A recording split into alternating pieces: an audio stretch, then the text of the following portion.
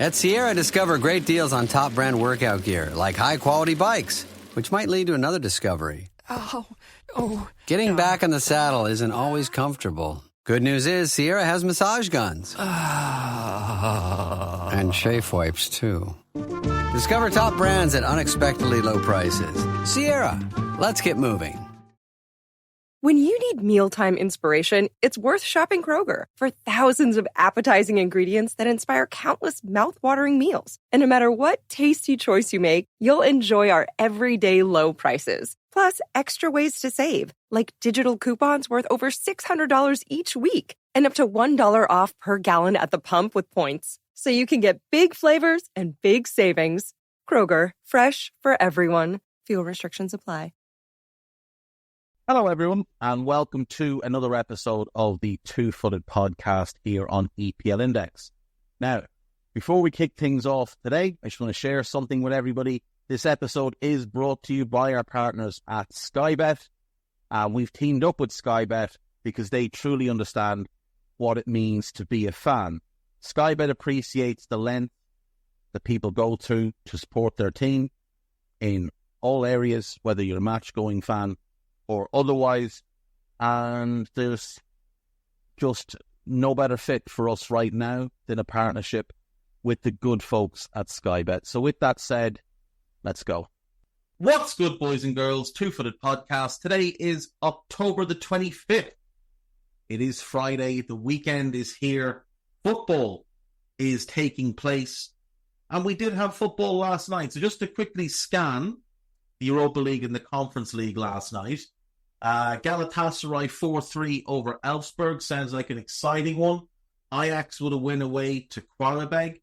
Real Sociedad would have had a disastrous start of the season. They beat Maccabi Tel Aviv. Ferencváros beating Nice is quite the upset. Fenerbahce won. Manchester United won. Fred and Sofian Amrabat in midfield for Fenerbahce. Much maligned by United fans, outplaying United's midfield. Tottenham beat AZ Alkmaar by 1-0. Porto beat Hoffenheim by 2-0. Besiktas went to Lyon and won 1-0. And Rangers with a 4-0 win over Steaua Bucharest. A lot of other games took place, but they're the ones that really are of consequence, to me anyway. Into the Europa Conference League, Fiorentina winning 4-2 away to St. Gallen. Shamrock Rovers with a 4-1 win away to Larne. Delighted. Chelsea beat Panathinaikos by 4-1. Hearts beat Ammonia by 2-0. Congrats to them for that. Real Betis and Copenhagen played out a 1-1 draw. And Heidenheim, whose story is just one of the best things going, with a 1-0 win away to Paphos. Now, back to this weekend, and as you heard at the beginning of this show, today's episode is brought to you by our good friends at Sky Bet. And what we have in the Sky Bet Championship this weekend begins tonight with Portsmouth taking on Sheffield Wednesday. Tomorrow in the early kickoffs, those are the 12:30s, it's Coventry versus Luton, Bristol City versus Leeds, and Watford versus Blackburn. That is quite a decent run of games in the 12:30 slots. So plenty to choose from there. In the 3 p.m s, you have Swansea versus Millwall, Sheffield United Stoke, Derby against Hull, Burnley against QPR, West Brom against Cardiff, Sunderland against Oxford United, and Plymouth against Preston. And then we have one game on Sunday, which is Norwich City against Middlesbrough. So some really good games in the Championship this weekend. I think Coventry, Luton, neither of whom have made great starts this season, is massive for both teams. Bristol City against Leeds should be pretty decent. You've got QPR desperate for a win, but taking on a Burnley team with obviously eyes on promotion. Cardiff seem to be starting to turn the corner a little bit. Obviously, some decent results lately. Big test away to West Brom, but if they could go there and win, that would be huge for their confidence. And then the Sunday game, Norwich against Middlesbrough, I think promises to be pretty decent.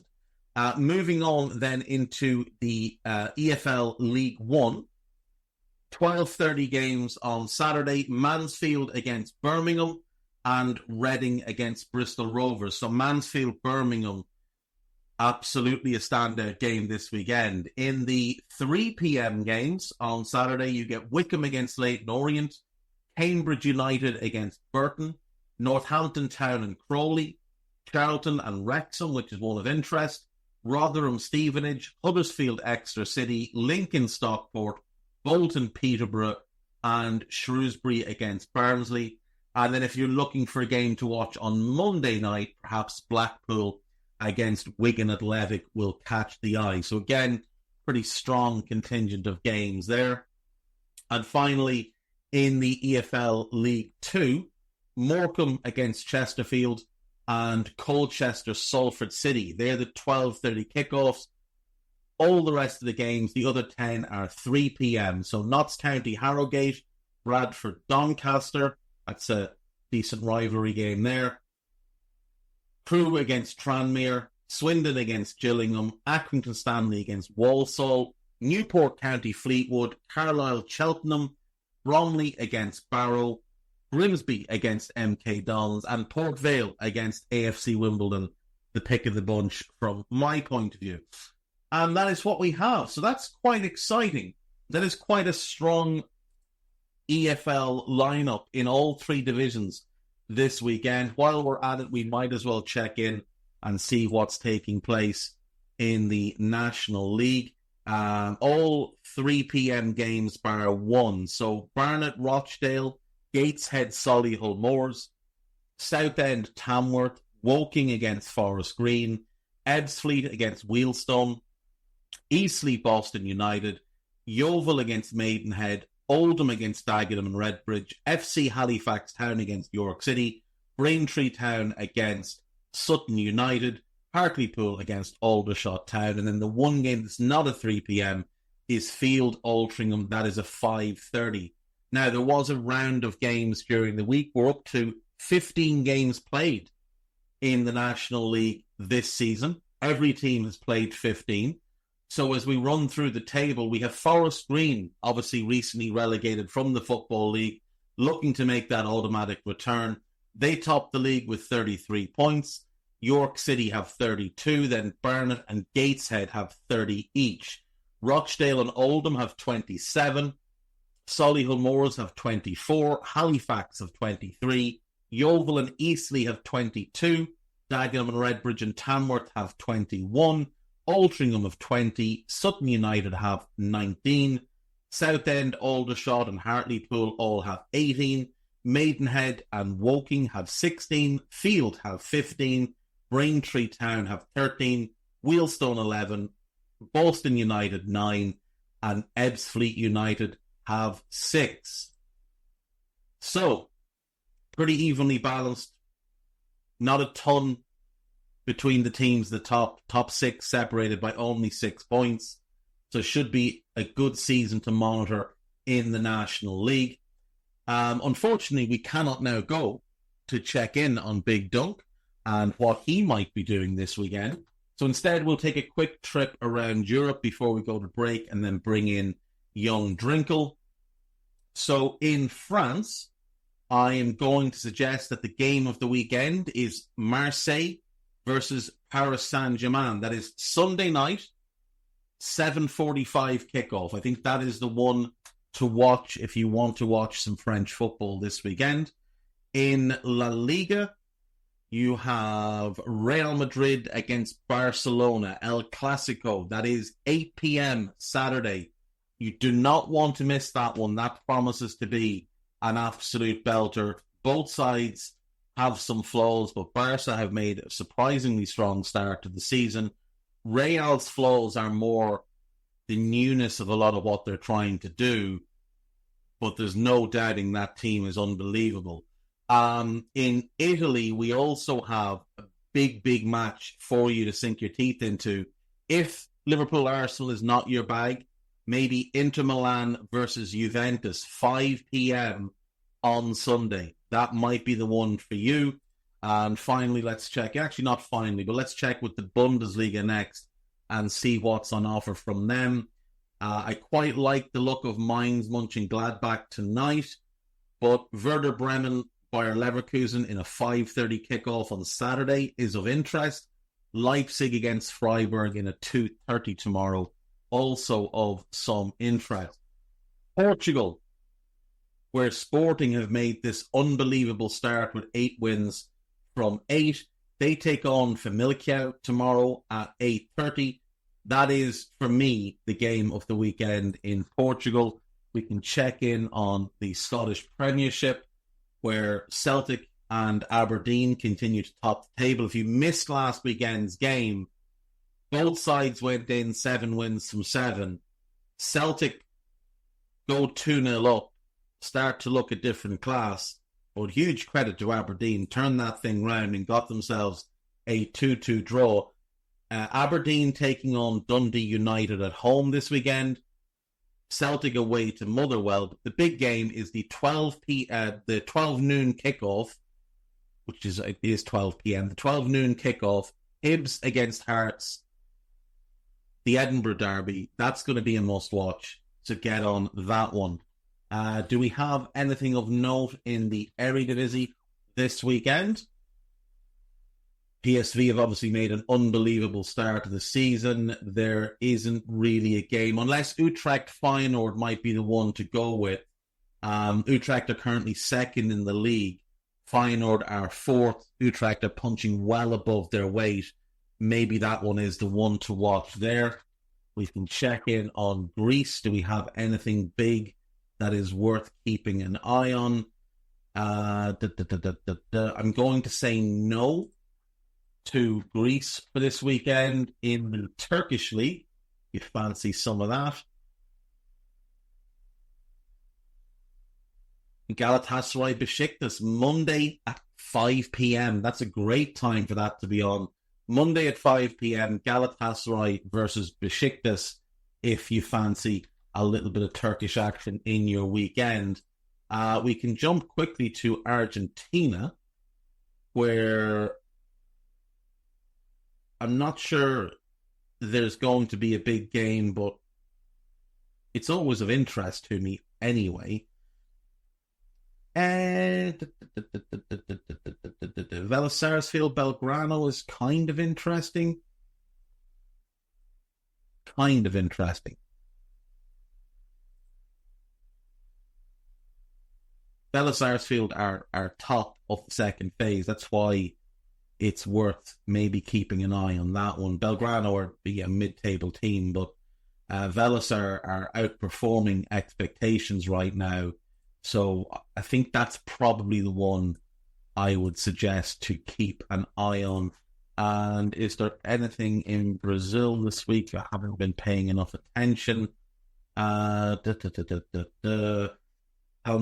play Fortaleza. Bragantino against Botafogo is definitely of interest. Botafogo are currently top of the league, 1 point ahead of Palmeiras. It's those two basically going for the title. I would say 8 games left. There's a 4-point gap from Palmeiras to Fortaleza, who are in third. I would say that's the game to watch if you decide you want to watch a game in Brazil. Tomorrow night, 8:30 UK time, Palmeiras versus Fortaleza. That's the one I would go with. Yeah, that is basically our lot then. We'll go to break. We'll come back with Young Drinkle. See you in a sec. Right, welcome back. So, I'm joined as always on a Friday by Guy Drinkle. How are you, sir? I'm all right. I think I finally got over my cold, or my voice has anyway, which is more important for this show. Well, that's it. That's the only thing that really matters. We've got 10 games this weekend, and we've just been discussing before the mics went live that it's not exactly the most inspiring run of games. There's no early kickoff on the Saturday, which, as you rightly say, is woke nonsense.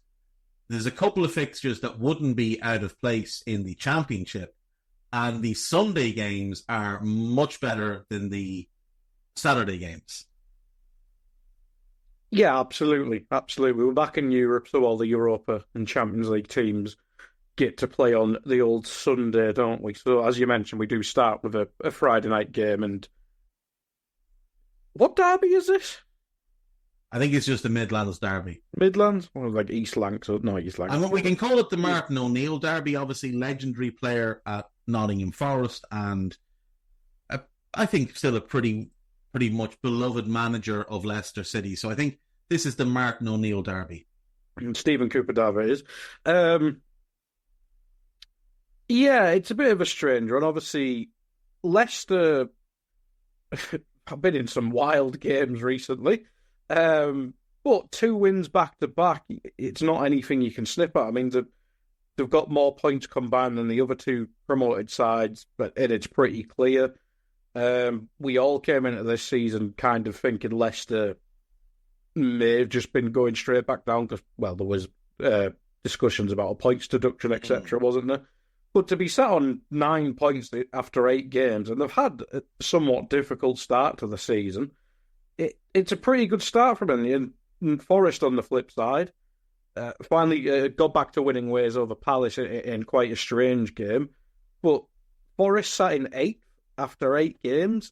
I mean, they would have snapped every limb off someone for that. Yeah, and look, I mean, the Steve Cooper element that you mentioned here is quite interesting. Wrongly sacked, I believe, by Forest. I think he would have kept them up comfortably last season in the end, the same way that Nuno did. Not necessarily because Forest were great, but because there was 3 teams that were just so insultingly bad to the legacy of the Premier League that they had to go. And he's landed at Leicester, and again, you're right. Like, you know, they're one of the teams I thought would be banging the mix to go down, and they may still end up being. But they do have back-to-back wins. Before that, they gave Arsenal a big scare, and before that, they drew 2 in a row. So they're on a decent run of form here. But Forest are the big story. Like, Forest are the story here.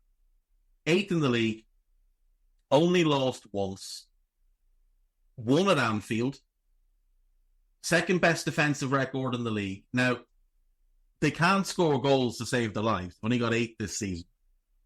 But we head into this game with them, I would imagine, feeling pretty good about themselves. So as we head in, you've got Forest with no Danilo, no Ibrahim Sangaré, but potentially Morgan Gibbs-White back. For Leicester, no Chowdhury, no Daka, no Stolicic, and no Vestergaard. I don't think any of them would have been starting anyway. Leicester are home, and Steve Cooper's got a chip on his shoulder. I think Leicester win this game. Under the lights on a Friday night, I think Leicester win this game. I'll go 2-1 to Leicester. Yeah. Do you think Steve Cooper maybe not this game because it is a derby and it's a tough one to predict, but do you think he may open up a bit? Because we have seen the impact from bench players throughout the season, really, because I think Buonanotte has made big impact from the bench, then he gets thrust back into the starting 11. We saw Fatua against Southampton, wasn't it? He turned the game around. Mavididi made some good impact from the bench earlier on and claimed a start. Now, I don't think it's going to be difficult to start Mavididi, Buonanotte and Fatua. Especially you've got to get Bilal El Khanas's minutes because they paid big money for him. Yeah, exactly. And I think did he score or assist in the last game, if I remember correctly? So it's tough to balance, but we don't need any more of this Ndidi as a number 10 type crack, let's be honest. No. No, that's not something we ever want to see again in any football match on any level, in any country, between now and the end of time. I think Steve Cooper has a very clear mandate, and that is keep us in the division. And ultimately, I think the easiest way for any team, but particularly a newly promoted team, to stay in the division is to get points on the board early and not leave yourself relying on any kind of late season miracle, not leave yourself relying on what other teams may or may not do. go out and handle your business early in the season. And at the moment, with 2 wins and 2 draws out of their last 4 games, and they gave Arsenal that big scare, I think they've stumbled on what's working for them. Now, not to say like this isn't by design, but I think they've now gotten a rotation going that works for them. You know, they've got a bunch of attacking players that they're rotating, bringing on and off in games, starting one player one week and a different player the next. It keeps the opposition guessing because they're not 100% certain what they're preparing for. But it also keeps players sharp. It keeps them hungry. It keeps them wanting to prove themselves. Like Fatawu, when he came on against Southampton, like you mentioned, completely changed the game for them. You could tell he was annoyed that he hadn't been picked from the start. Now if he gets to start and say, Buenanote's the 10, Mavropanos on the left, and they don't start El Khanas, well then El Khanas can be that player coming off the bench that can potentially impact the games. What about Ayew? Gets the winner against Southampton. If he doesn't start but comes on, he's going to want to prove a point. And I think this is clever management from Steve Cooper. So I think he'll stick with what he's been doing. And I think if they get to a point where they feel, you know, maybe there's 15 games left and they think, okay, you know what? 6 to 8 points keeps us up here. We can open up and be a bit more expansive now. We can play more of an attacking brand of football and actually go and hunt those points rather than at times trying to survive or battle for them. But I think he'll stick with what he's been doing, and I think that will be effective this weekend. I'm going to go 2-1 Leicester. Yeah, should be an interesting game at the very least. Let's move on to Saturday then, and as we mentioned in the intro, there's no 12:30 kickoff for reason. I'm guessing one of the Sunday games was scheduled for it and it got moved or whatever. Yeah, but we start off with Villa hosting Bournemouth, Dave. It's an interesting game because I think, if I remember correctly, Villa's last big game in the Champions League, it was then followed by the worst game we've ever seen of football against Man United from Villa. And we saw they obviously had success in the league because they obviously got 4th, but we did see their form kind of fluctuate when they were playing the Conference League last year at times. And Bournemouth, as shown last week, are a very difficult side to play against and are dangerous, especially with the wingers, and we're still kind of waiting for Evan Nielsen to settle, is probably the right word. But I don't think this is I don't think this is an easy game at all for Villa. No, I think this is very, very tough. Like you said, we saw with Bournemouth last week, really good performance against Arsenal. Even before the red card, Bournemouth were playing well in that one. Bournemouth come into this game with no Alex Scott. He's going to miss out now about 2 months, and it's another knee injury. It's really upsetting because the poor kid has had now 3 different knee injuries. This is a slight tear in the meniscus. And, you know, it's a blow. It's a blow for him. It's a blow for them. Sinistera is out for the week or two, but they have good depth in those attacking midfield and wide positions. For Villa, it's just Philogene. He's the only one out. Tyrone Mings and Boubacar Kamara are back in training.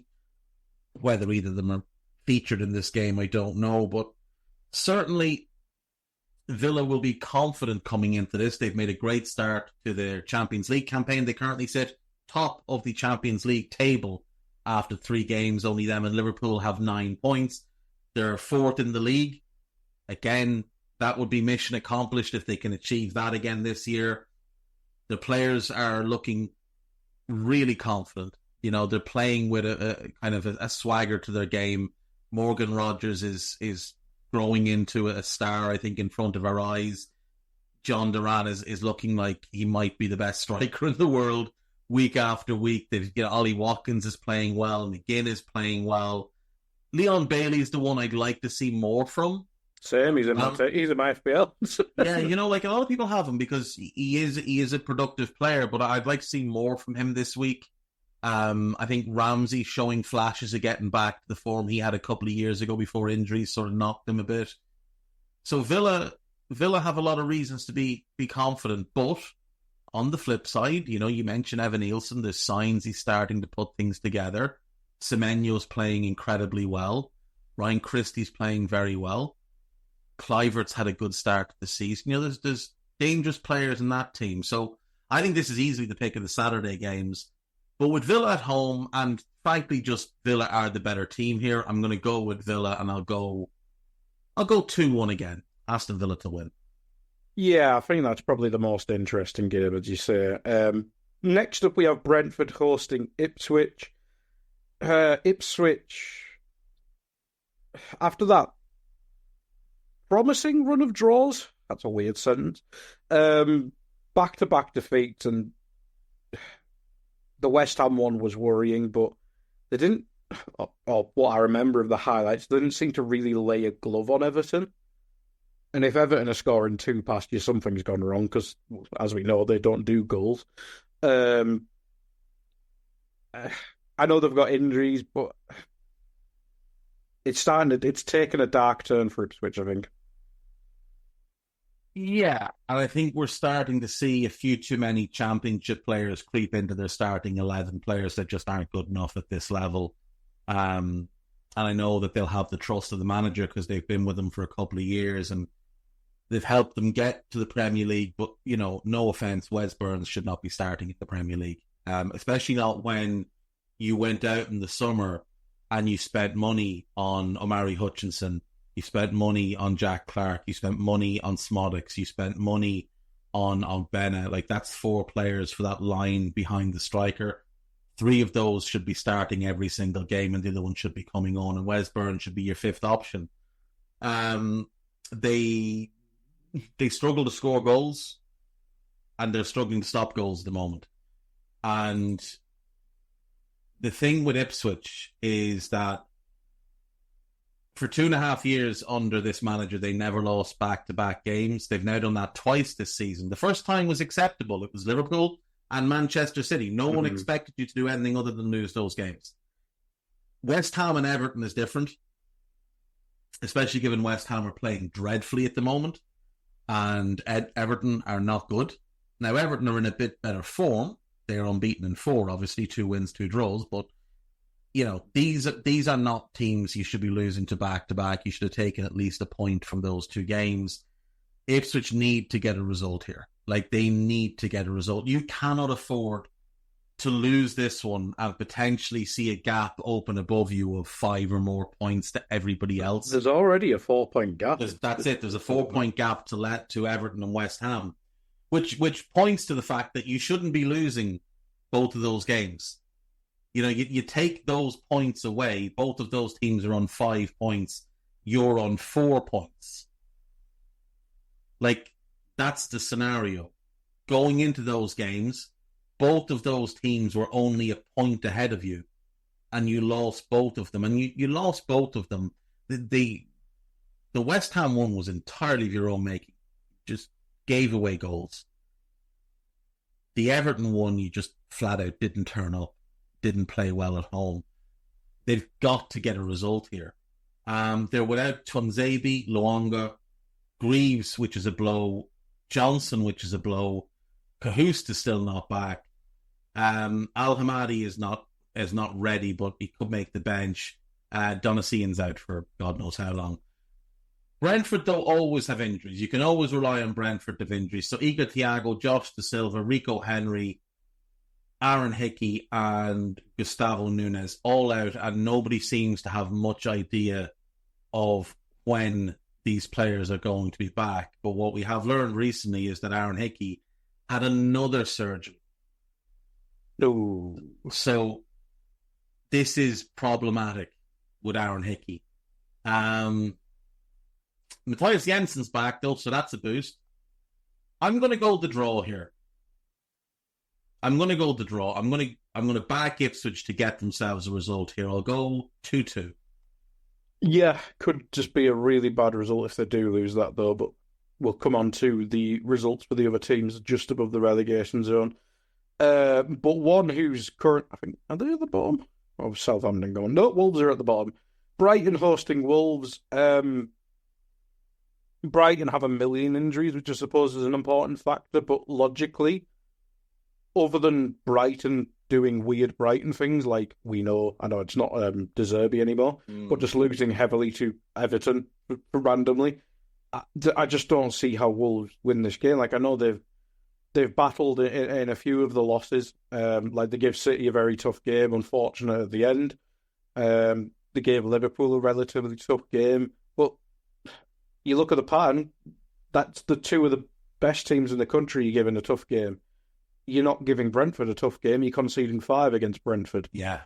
Now, Brighton are obviously better than Brentford, but I just don't see how Wolves will be able to keep this quite rampant Brighton team at a score that's kind of even respectable.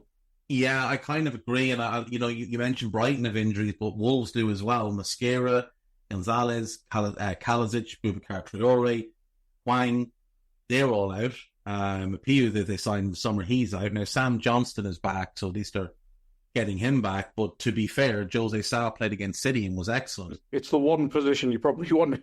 You're all right with it, Wolves. It's the one position they were okay with getting an injury. But like you say, I mean, look, you look at Brighton. No Webster, no Milner, no Matty O'Reilly, no João Pedro. Mint is a doubt. Adingra should be good to go. Danny Welbeck, they're hopeful will be okay. Solly March is out.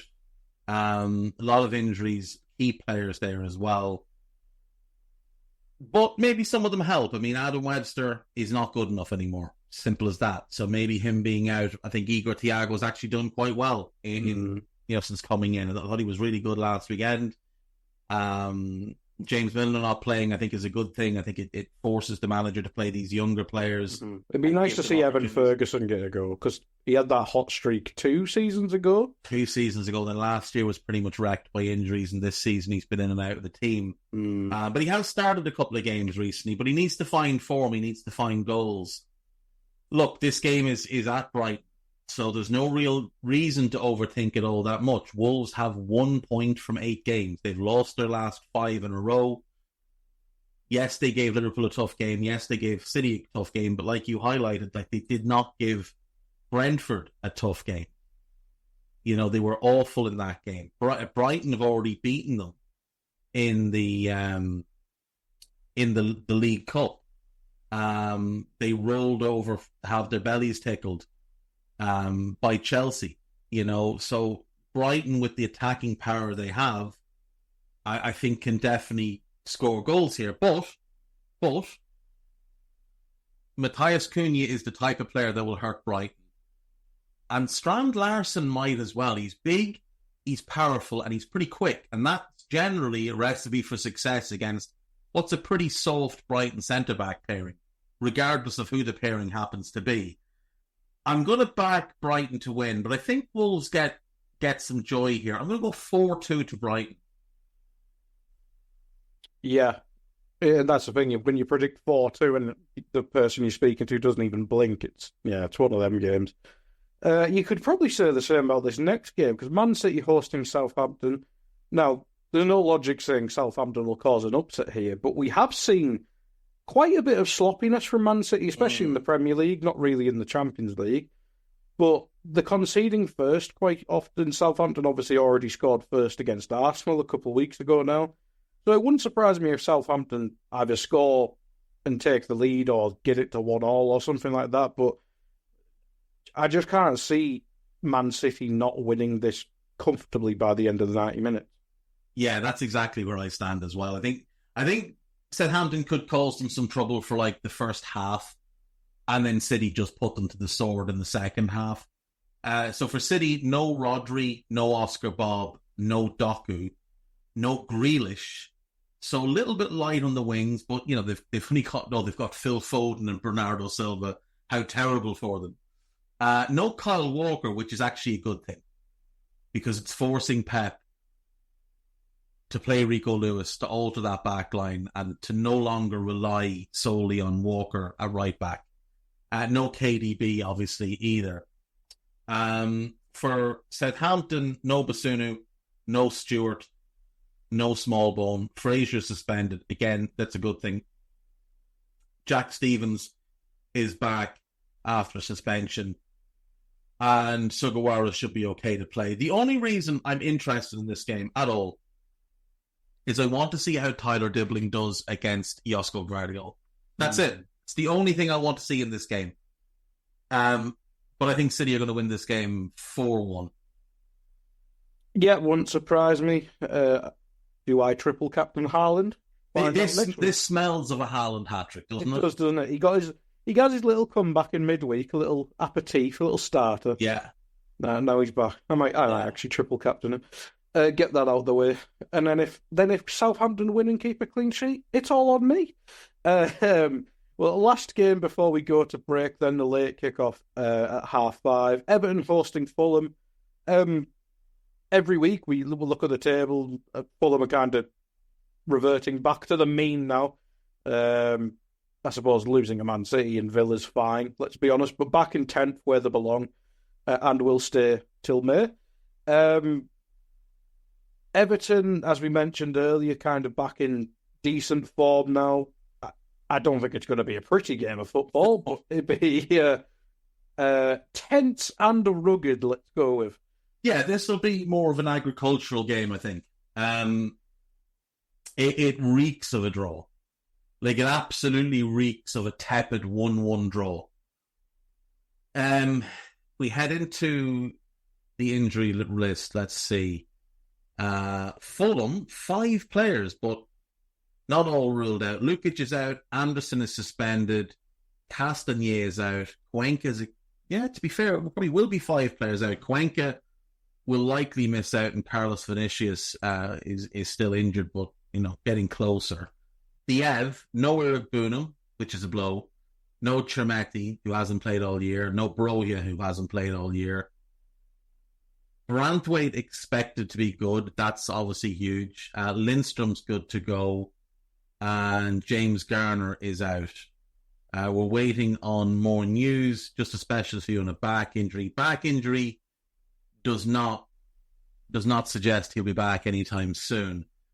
I'm just going to go 1-1. It just feels like a fairly dour 1-1 draw to me. I think both managers would come away pretty happy with a 1-1. Oh, yeah, shake hands on it, lads. And that's the last game before we go for a brew? Yeah, so we'll jump to break and we'll come back with the Sunday games, of which there are 4. Right, welcome back. So, 4 games left. The Sunday fixtures. Guy Drinkle, where are we going first? We are going to Stamford Bridge first, as they host Newcastle. I think we mention it every week that Newcastle's just not performing, and the results show that. No win in 4 in the Premier League. A decent result against Man City, to be fair, but they just don't look anywhere close to that Champions League side from a couple of years ago. I know they've got injuries in so many key areas. The forward line can't stay fit and can't stay basically as one unit, and Sven Botman's probably should be getting rated higher the more and more the defence goes on, playing week in, week out. But Chelsea, I don't think it's a fixture that suits Chelsea, because Newcastle won't be afraid to sit back and defend deep. And we have seen that Chelsea do get frustrated. There was that Forest game before the international break, wasn't it? It was a bit frustrating for them. And it wouldn't surprise me if Newcastle do set up similarly to how Forest did in that game. Yeah, that's exactly how I see this as well. I think the Toon will sit in, they'll defend for their lives with bodies behind the ball, and then they'll look to spring counterattacks. This could be a game where we see Anthony Gordon perform for the first time this season. He has had a shocking start to the year. He's got his contract now. But he's got his new contract. So all of that is settled. There's no more excuses about his head is turned or any of that nonsense. He needs to be locked in and focused on this one. And this is the type of game where he can have joy, because Reece James is just back from injury. He's a player that is prone to muscular injuries, and he's not going to enjoy chasing Anthony Gordon up and down. So if Gordon can sit on his shoulder and make him work really hard, there's joy to be had there. Toon have no Lascelles. You mentioned no Botman. No Callum Wilson, no Kieran Trippier, and no Dubravka. Botman is the loss there. Everything else there is fine, but Botman is the big loss. Chelsea, having spent last season with double-figure injuries pretty much every week, the only player out for them at the moment is Amari Kellyman. So all the excuses are disappearing for Chelsea. You've got your full squad. This is the squad you spent over £1 billion on. Let's see what it can do now. This is a pretty big test for them. I think Chelsea will win this game, but I do think it's going to be entertaining, back and forth. I'm going to go 3-2 to Chelsea. Yeah, if Chelsea get an early goal and it may force Newcastle to be a bit more chaotic, I can certainly see it being filled with goals. But as we know, Chelsea's attack can kind of run hot and cold, but it'll be an interesting one. Onto the non-televised games, and we've got Palace hosting Spurs. We say this every week, and we'll probably continue to do so. I think Palace just need that one result, and I think it'll turn their season around, because they've lost 3 in a row, and I don't think they've played bad in any of the games. No. It's kind of mad. And we do know Spurs like to hand out things, but it's a tough one, because if Palace playing Nketiah over Mateta, I just don't understand. It's the strangest decision any manager is currently making in the Premier League. Jean-Philippe Mateta should be starting each and every game for Crystal Palace. And it's first name on team sheet territory for me. I don't understand. Yeah, this is the thing. And Eddie Nketiah, I didn't mind the move at all. I said I thought Forest or Palace needed to go and buy a striker who could be more of a poacher type. And Nketiah was one of the players I mentioned, but I meant him in rotation with Mateta and off the bench and playing alongside Mateta. I didn't mean playing instead of Mateta. And I think their front three would work best if they just played Eze behind the front two. I think that would work better for them than trying to play 2 behind 1, because Nketiah doesn't work behind the striker. Kamada hasn't started the season well. Sarr has not started the season particularly well. And it's a newer position for Sarr as well, playing that bit narrower. I'd like to see them start Mateta and Nketiah with Eze behind, and maybe just get back to playing a bit more like they were playing last season. The good news is that Wharton is fully fit and ready to go, but they're still waiting on Czech Doucouré. They're missing Chadi Riyad and Chris Richards. Missing 2 centre-backs when you've only got 5 and you play a back 3 can make things a little bit tricky for you, because if anyone gets hurt, you're in the shit. Matt Turner's back, but he's a backup goalkeeper.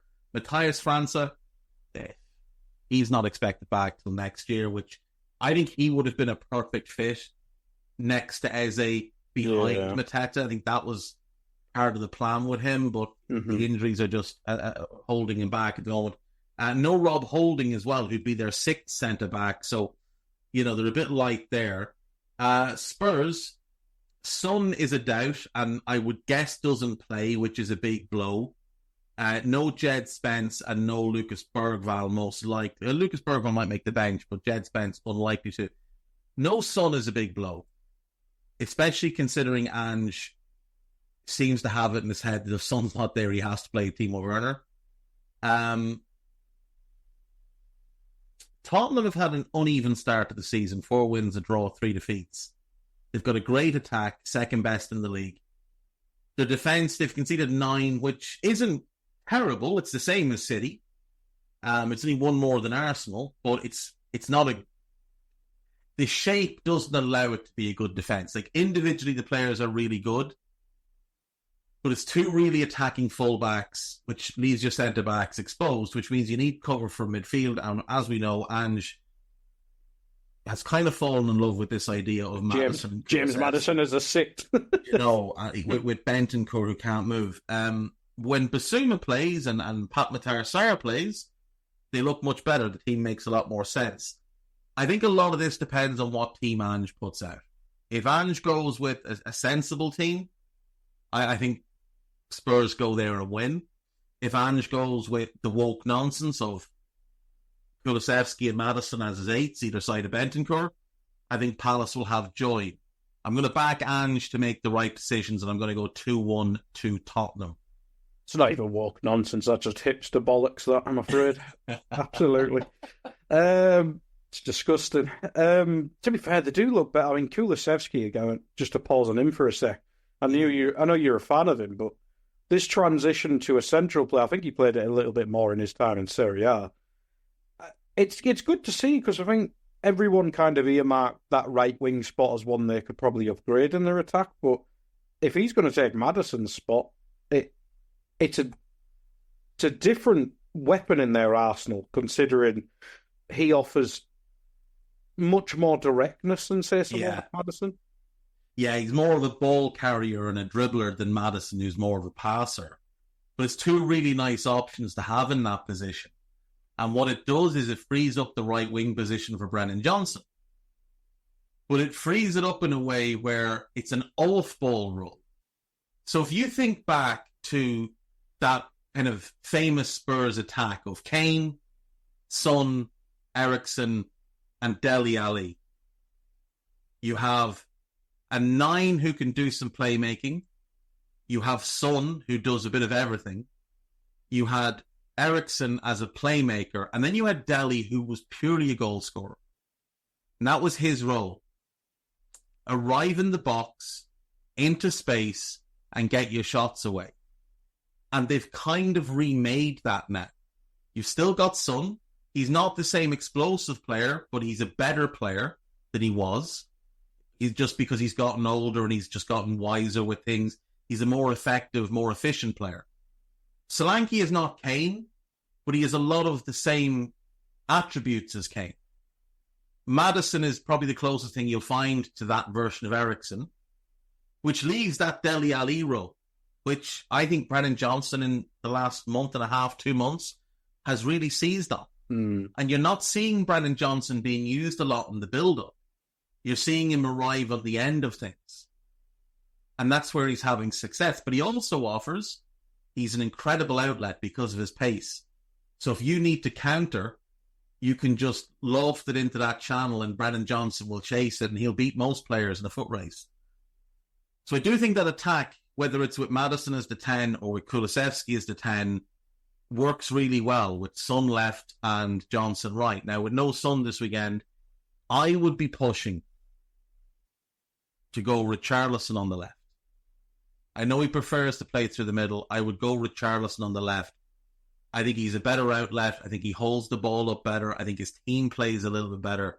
Neither of them are big-time goal scorers, but he doesn't run offside 8 times a game. So I would go with that. But I think Brennan Johnson is the one that's maximising his opportunity while Kulusevski is doing really well in the central areas. So, I do like... I think Spurs have a really strong squad, and I think it's incredibly good looking ahead, like 3-4 years down the line. I think Spurs are going to be a real problem for teams. And I think in the interim, they can still have success. I think they've bought really well for the long term, but I think it's a good team now. So, I'm going to back them to win. Yeah, just for information, Richarlison and Werner started last night in the Europa League. Sorry, not Conference League. So that would have been a sight to see. Where are we going next? I've closed the tab. Oh, we're going to El Sacchio. Beautiful. This isn't going to be a pretty game. Let's focus on West Ham, because I think we've done Ten Hag to death, haven't we? Lopetegui, from his days in Spain, was so highly rated. But this has just been disastrous, really. And I could see the logic in his appointment, because I don't think it was a big transition from Moyes to him. But God, this is going to sound like talk sport bollocks. But the togetherness and the work of David Moyes, it just seems to have shattered in. I think it did start under David Moyes, the back end of last season. It kind of started to crumble, but Lopetegui coming in, it just seems to have broken. Kudus is not playing well. Paqueta's not playing well. Bowen's probably the quietest I've seen since his very, very early start at West Ham. And the defence just doesn't look like it's working at all. And considering they spent I know Todibo was a loan, but I'm pretty sure it's like 40 odd million. I think they spent close to 100 million on two centre backs there. And your right back costs money. It's not good enough where they are. I think West Ham's problems started the year before that, the 22-23 season. West Ham were horrific pre-World Cup. They won 4 of 15 games with 9 losses. And when everybody went off to the World Cup, West Ham were sat 16. They came back, they lost 3 or 4 with 1 draw, and they dropped into the bottom 3. Now, they managed to work their way out of it, but ultimately they finished 14th, and they finished that season losing 5 of their last 7 league games. So across that Premier League season, they lost 20 of 38 games. Brr. And I said they should have sacked David Moyes.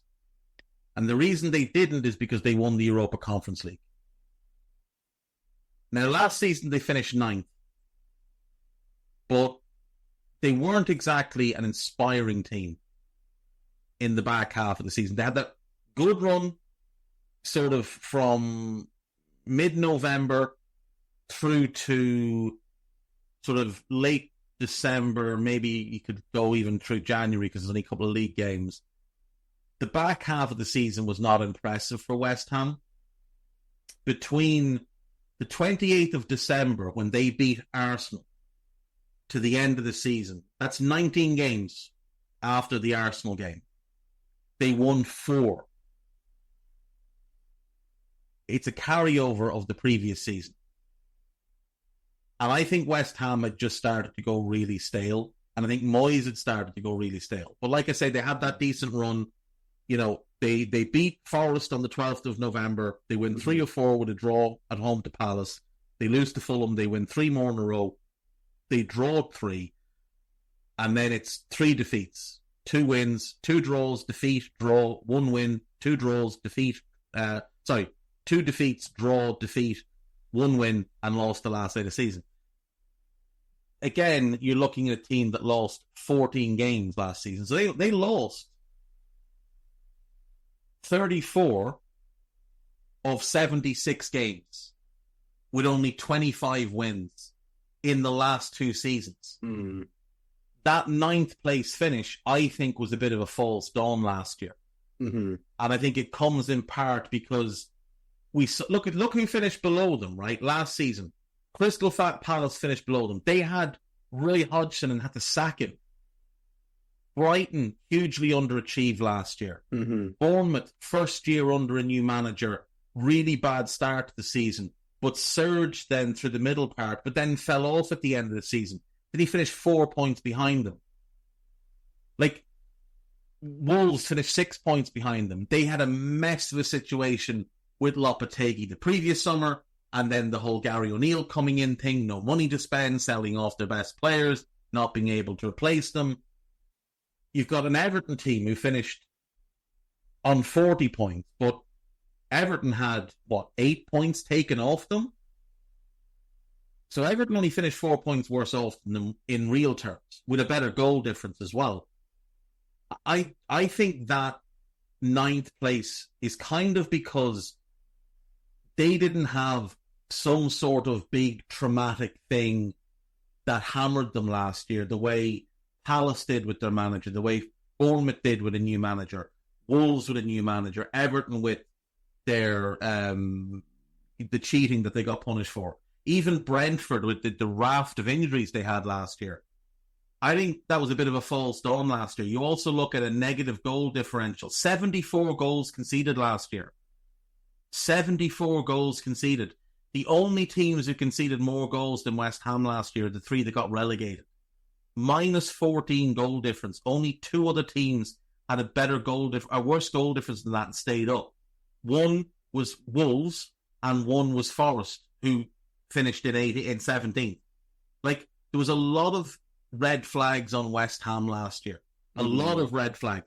And, like, it's not like a thing that they were kind of, 9th pushing for 8. They're 8 points behind Manchester United. I think the rot set in 2 years ago. I think the Europa Conference League win kind of masked a lot of that. I look at what they did this summer. Luis Guilherme, hugely talented young player. He's 2 years away from being Premier League ready. Wes Fotheringham's a third choice keeper, whatever. Max Kilman, I like, but it's an overpay. Somerville, not really proven in the Premier League. Talented player, had a very good championship season. Not really proven in the Premier League. Well, wasn't going to be a starter anyway, considering the options. This is exactly it. Nicholas Füllkrug. He's a player I watched in the Bundesliga. He sort of became a known quantity with Werder Bremen. But prior to that, he hadn't done a whole lot of much. And we're only talking about the 21-22 season when he really announced himself. That was his third season. That was in the second division in Germany, by the way. The next season, he scores 16 goals in 28 games, goes to Dortmund for a year, and then you buy him. Like, this is a player that prior to the age of about 27 had only had one decent season in the top flight. That was with Hanover, was followed up with a disastrous campaign. And before that, he did one decent season in the second division, and he followed that up with a pretty disastrous campaign. So he's a late bloomer. He's a bit of a flash in the pan. He hasn't been fit. He's 31. I don't really understand the logic in that move. Guido Rodriguez I do like, but you signed him on a free, and I'd imagine signing him to be depth, but he's having to start every game. Wan-Bissaka at 15 million, I have no issue with that. I think that's quite decent value. I do like Todibo. I do like Soler, brought in on loan. But again, they're not... Todibo, I think, once he settles and once West Ham settle, I think he can be the type who does really well for them. But the biggest issue I would take is that you're looking at West Ham United this season, okay? In defence, Todibo's only started 3 games. Mavropanos has started the other 5. So there's been change there. Emerson Palmieri started, I think, all bar 1 game. He's not very good. He's not a good defensive player. Wan-Bissaka is having to adjust to a new club as well. You've basically brought in an entirely new defence because Palmieri's the only existing starter from last year, but he's never played with these other players before. Mm-hmm. None of them have played with the goalkeeper. Well, Todibo might have played with Areola at international level, but they're all having to get used to each other. And then in midfield, you've had this kind of chopping and changing where Edson Alvarez, who should be starting every game, has only played 3 games. So you don't have the elite level of protection that you would have liked. I think there's a really good team here at West Ham, but they've got to get that defensive base settled in, playing every single week. And then you mentioned the forward players. So Jared Bowen has started every game. He's only scored 2 goals. And you're right, that's a poor run for him. That's not what we expect from Jared Bowen. Again, I would direct you back to the season before last. He only scored 6 league goals in that awful West Ham season, but they ended up winning the Europa League and people forget about it. Mm-hmm. Mohamed Kudus doesn't really want to play as a left winger. He wants to play on the right or as a 10, but you're playing him on the left, so you're not going to get the best out of him. And I would have thought the signing of Somerville was a nod to Kudus is going right, Somerville's left, and Bowen's going through the middle. But that hasn't really been the case. You're playing Mikel Antonio. He started 7 league games. He's washed. He's washed beyond belief. Danny Ings is washed. Can't play at this level anymore. And then the big one is Lucas Paqueta. There's no way his head is in the game right now. He is facing a potential 10-year ban. There is no way his focus is where it should be. There's no way his thoughts are not consumed by that all the time. And yes, he's probably your best player, but the kindest thing you could do for him right now is to just tell him to go home for 2 weeks. Just go and get your head right. Go and just clear your mind of all of this bullshit. And we're going to fight this with you the whole way. because he's not playing well at all. Like, he's been dreadful this season. Mm-hmm. There's just a lot of issues. Now, I think Lopetegui is a decent manager. I would not have hired him. Do you? Oh, sorry, I was going to say... The primary reason I wouldn't have hired him is because I'm not sure I like the character. Now, I don't know the man at all, obviously. But the way the whole Wolves thing unfolded... Now, look, maybe it's just a thing. Obviously, his dad passed away, and that's what delayed him getting to Wolves. I don't think he was mentally right when he walked in. I don't think he fully assessed the situation he was walking into. But then the way it strung along at the end of that season was just, it was a shambles by everybody. I would put more blame on the club than on him. But I'd also then look back in time when he was manager of Spain, and he doesn't tell the Spanish FA, and he goes and he agrees to take the Real Madrid job. And then they end up sacking him on the eve of a major international tournament, the 2018 World Cup. They sack him, 2 days before games kicked off? That's not good. That ruins the whole setup for everybody. And then he went to Real Madrid. It was a disaster. Like, he did well at Sevilla. I liked what he did with Porto. He did well with the Spanish underage team. I do think he's a good coach. But I would have questioned whether it was the right move. My other and final point on this was, I think they needed a revolution. Yeah, that's what I was more than an evolution. And I think they should have gone for a completely different type of manager to Moyes, rather than someone that's basically just David Moyes, but in Spanish. Considering the bloke who is in charge hired Xabi Alonso, I believe. Yes. It doesn't really make sense. Exactly. Like, this is the thing. This guy is one of the best talent spotters in the world.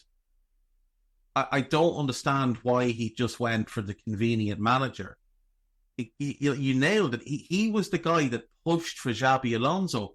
Before that, he pushed for Sione, who did really well and got them into the Champions League. You know, plucked him from young boys in Switzerland. And yet he went for this older kind of safe pick. I thought, when I heard that he was going to have the decision to make, I put together a little list of managers. And even though I didn't think they'd appoint him, I thought he'd take a strong look at Herzliya. Now, Brighton obviously jumped in, got him, got it done, job done, brilliant. West Ham didn't even look at him. And that was concerning. Do you think he might be politicking a bit? Because, I mean, we know West Ham's wet dream was once Rafa Benitez. Lopetegui's kind of not as good as what Rafa was, obviously. But he's as good as Rafa now, or better maybe. Yeah. Yeah, It's too early to talk about sacking him. Like, let's be clear on that. It is too early to talk about sacking him. That should not be in the conversation right now at all. It's 10 games. They've won 3 of them. They've drawn 2. Yes, they've lost 5. That's disappointing. But let's look at who they lost to, right? Let's look at who they've actually lost to. They lost to Aston Villa, 4th in the Premier League last year. A really good team. They lost to Man City, 4-time defending Premier League champion, the best team in the Premier League. They lost to Chelsea. They've spent £1 billion. They've spent £1 billion. They should be beating West Ham. And they lost to Tottenham, who finished 5th last year and possibly would have gotten 4th, only they fell apart. And then their other defeat came to Liverpool, who are the 2nd or 3rd best team in the league. Like, they've lost 5 times against 5 of the 6 best teams in the league. The only other one is Arsenal. It's not like anybody bad has beaten them. The manner of defeats is concerning, of course. You know, the Chelsea one is a 3-0. But it's not like that was a complete one-sided slapping. The Tottenham one, you fell apart for 8 minutes. That's what happened there. You fell apart for 8 minutes. And the Liverpool one is kind of the same thing. You just fell apart. And obviously Liverpool get 2 late goals in the 90th and 93rd minute. That was not a 5-1 game. Like 3-1 was a fairer reflection of the game. But you fell apart in those last couple of minutes, and it looks worse than it is. I don't see major flaws in how he's coaching the team. I see major flaws in the mindset. I see major flaws in the defensive structure when they concede a goal. The next 5-6 minutes, they're catastrophic. That's where he needs to work on. But, they beat Crystal Palace, they beat Ipswich, they went to Fulham, they went to Brentford and got draws. They're all good results. They're all good results. You've won 1 and drawn 2 of your 4 away games. Do you think the game you've lost away from home in the league is Tottenham? These are not dreadful outcomes. The score lines look bad, but the results themselves, these are kind of to be expected. Like, which of these games did they expect to win? I think people need to take a bit of a step back. The thing with anything like this, it's the same thing we saw at Bournemouth last year, guys.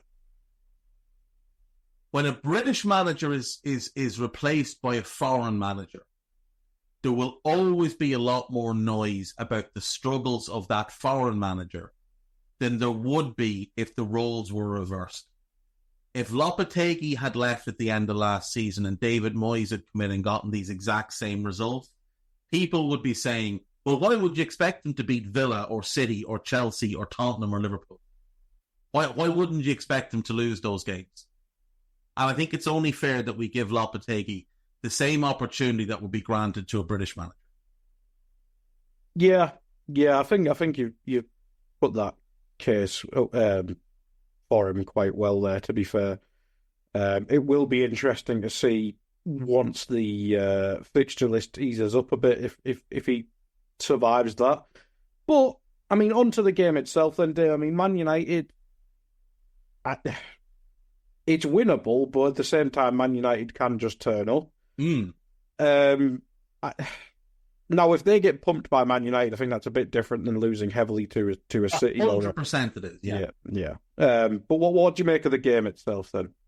So no Kudus and no Fulkrug for West Ham, which unfortunately probably means Mikel Antonio starting up front.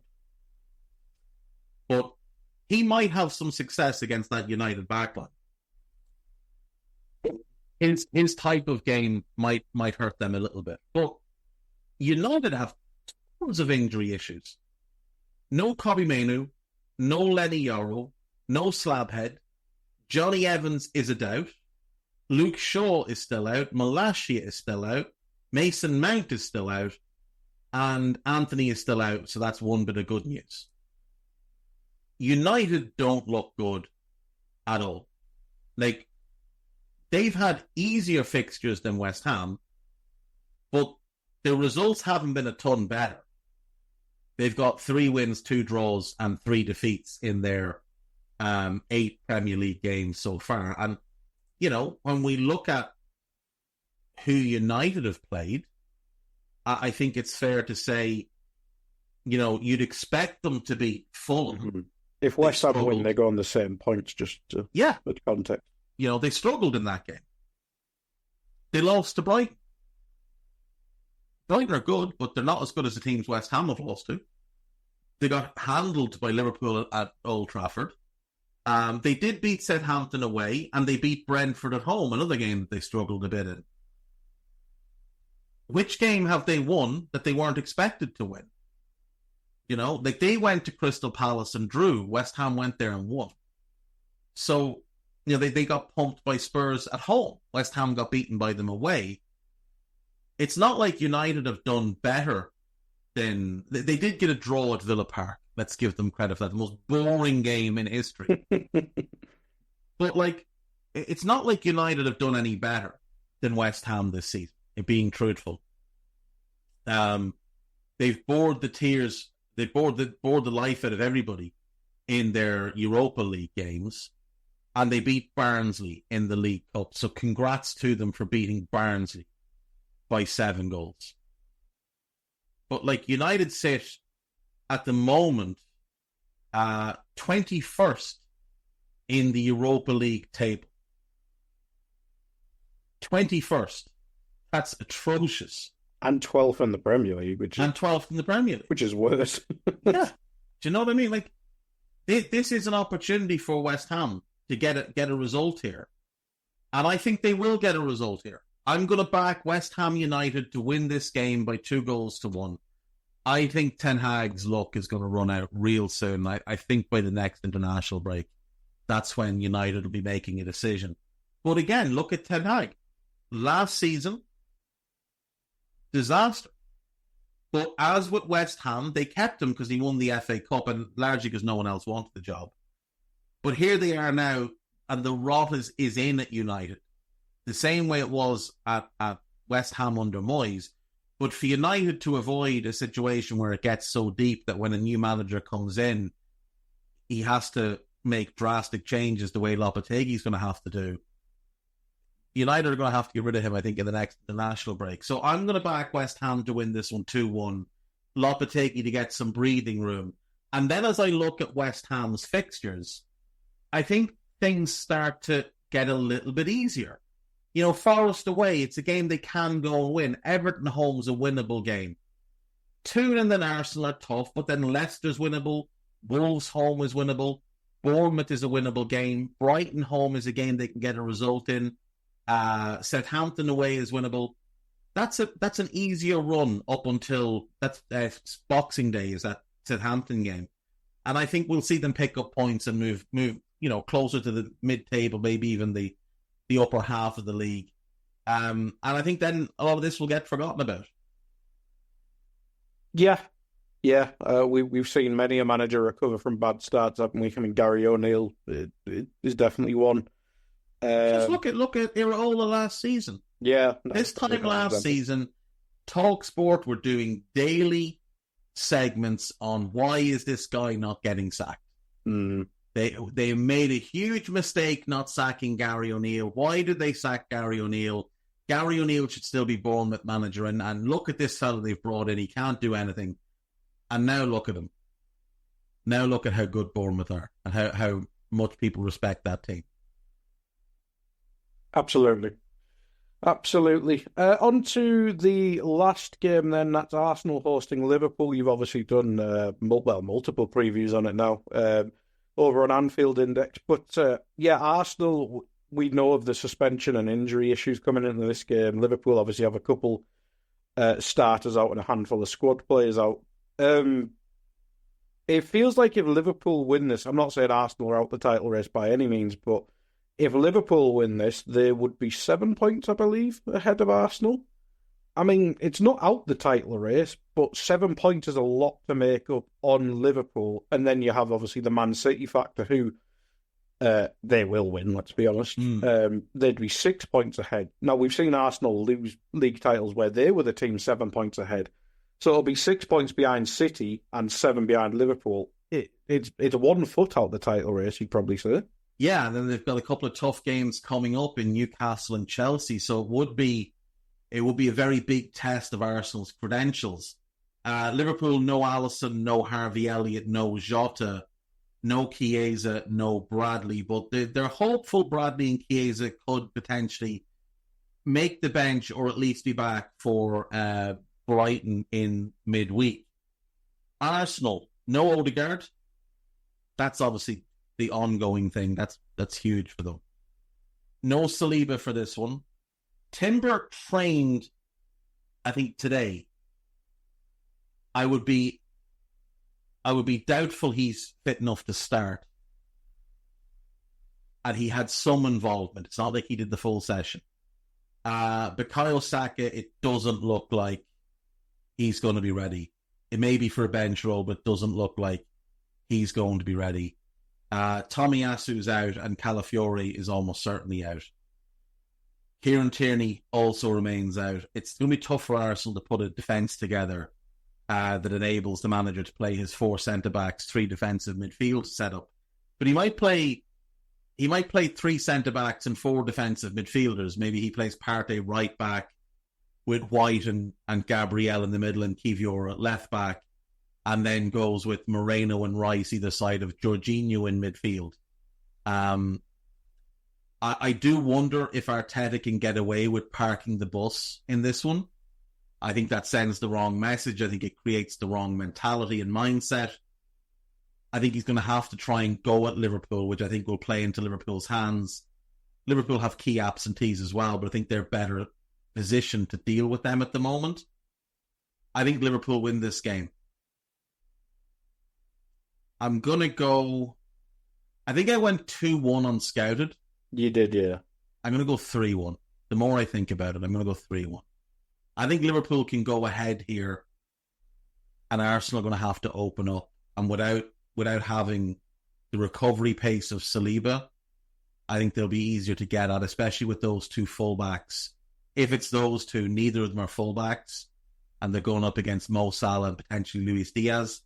I think Liverpool can get a second that way. Then maybe Arsenal pull one back, go for the jugular to try and get a draw and get caught. I think Liverpool win 3-1. Yeah, Partey against Diaz doesn't sound pretty, to be fair. But that was the last game. And that's us for the week. I will be back on Wednesday, no pods Monday or Tuesday for me. So take care of yourselves, have a good weekend, and we will speak to you soon. Bye-bye. Right, this show was brought to you by Sky Bet, as you heard at the start of today's show. We want to thank them for their continued support. And as always, to get involved with Sky Bet, you need to be over 18. And if you have questions or queries or problems with gambling, visit begambleaware.org and stay safe. Bye-bye. This podcast is part of the Sports Social Podcast Network.